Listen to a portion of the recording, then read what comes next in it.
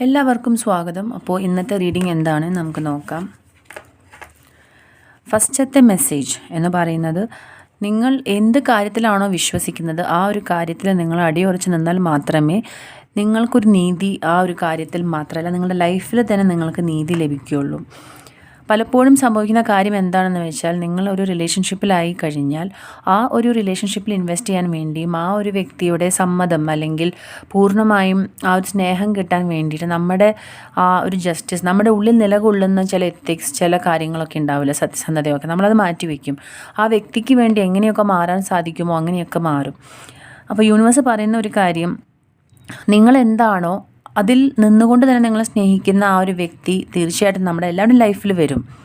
പ്രശ്നം എന്താണെന്ന് വെച്ചാൽ, നമ്മളൊട്ടും കാത്തിരിക്കാനുള്ള ക്ഷമയോ അല്ലെങ്കിൽ ഈ ഒരു വ്യക്തി നമ്മുടെ കയ്യിൽ നിന്ന് പോവുമല്ലോ, ഈ ഒരു റിലേഷൻഷിപ്പ് പോവുമല്ലോ എന്നൊക്കെ ഓർത്ത് വിഷമിച്ച് നമ്മളല്ലാത്തൊരു വ്യക്തിയായിട്ട് ജീവിക്കാൻ ശ്രമിക്കുകയാണ് നമ്മൾ ചെയ്യുന്നത്. അപ്പോൾ യൂണിവേഴ്സ് പറയുന്ന ഫസ്റ്റ് മെസ്സേജ് എന്താണെന്ന് പറഞ്ഞാൽ, നിങ്ങൾ വിശ്വസിക്കുന്ന കാര്യത്തിൽ നിന്ന് ഒരിക്കലും മാറരുത്. അത് നമുക്ക് രണ്ടായിട്ടുള്ള രീതിയിലാണ് ചിന്തകൾ സാധാരണ വരിക. നമ്മുടെ വിശ്വാസം എന്ന് പറഞ്ഞാൽ, ഒന്ന് സത്യസന്ധമായിട്ടുള്ളൊരു വിശ്വാസം, സെക്കൻഡ് എന്ന് പറഞ്ഞിട്ടുണ്ടെങ്കിൽ വളരെ ഈഗോയിസ്റ്റിക് ആയിട്ടുള്ള നെഗറ്റീവ് ഈവിൽ തോട്ട്സാണ്. അപ്പോൾ ഈവിൽ തോട്ട്സിനെ കുറിച്ചല്ല നമ്മൾ സംസാരിക്കുന്നത്. സത്യസന്ധമായിട്ട് നിങ്ങളുടെ ഒരു ക്യാരക്ടർ ഉണ്ടാവില്ല, എല്ലാ ആൾക്കാർക്കും ഒരു വ്യക്തിത്വമുണ്ട്. അതിൽ നിന്ന് മാറാതെ നിങ്ങളായിക്കൊണ്ട് തന്നെ നിങ്ങൾക്ക് സ്നേഹിക്കാൻ പറ്റുന്ന ഒരു വ്യക്തി, നിങ്ങളെ ആക്സെപ്റ്റ് ചെയ്യുന്ന ഒരു വ്യക്തി, ആ ഒരാളിൽ മാത്രമേ നിങ്ങളുടെ ടൈം ഇൻവെസ്റ്റ് ചെയ്യാൻ പാടുള്ളൂ എന്നുള്ളതാണ് ഫസ്റ്റത്തെ മെസ്സേജ്. സെക്കൻഡ് മെസ്സേജ് എന്ന് പറഞ്ഞിട്ടുണ്ടെങ്കിൽ, നമ്മളുടെ ലൈഫിൽ അല്ലെങ്കിൽ ഇത് കാണുന്ന വ്യക്തികളുടെ ലൈഫിലൊക്കെ തന്നെ ഉടനെ തന്നെ ഒരു ഹാപ്പി മൊമെൻ്റ് വരുന്നതായിട്ടാണ് കാണുന്നത്. നിങ്ങൾ ആഗ്രഹിച്ച ആ ഒരു സന്തോഷവും നിങ്ങൾ ആഗ്രഹിച്ച സമാധാനവും ഒക്കെ നിറഞ്ഞ ഒരു ലൈഫാണ് നിങ്ങളുടെ ലൈഫിലേക്ക് വരാൻ പോകുന്നത്. പക്ഷേ അങ്ങനെ വരണമെങ്കിൽ നിങ്ങളുടെ ലൈഫിൽ നന്ദിയുള്ളവരായിരിക്കണം. എന്ത് കാര്യത്തിലും നന്മ കാണാനായിട്ട് സാധിക്കുന്ന വ്യക്തികളായിരിക്കണം.